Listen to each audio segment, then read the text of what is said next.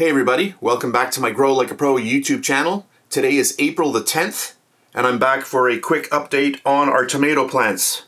So we started these off from seeds on March the 22nd. So you can see quite a bit of progress. And since that first video, I had planted actually 4 seeds and one of them died. It never survived for some reason. But look at the size of these. I've had a light on these the entire time, but they've never seen the sunlight. And you can see that they do look quite leggy. They're quite tall and they're quite thin. Now today we're getting some nice weather, and if it's warm enough I am going to get them outside for the first time, just so that they can see some real sunlight.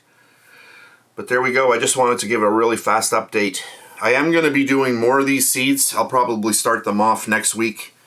But this was just my little test run. I wanted to see how they would turn out. So that's it for this really fast update video on this one. Thanks for watching.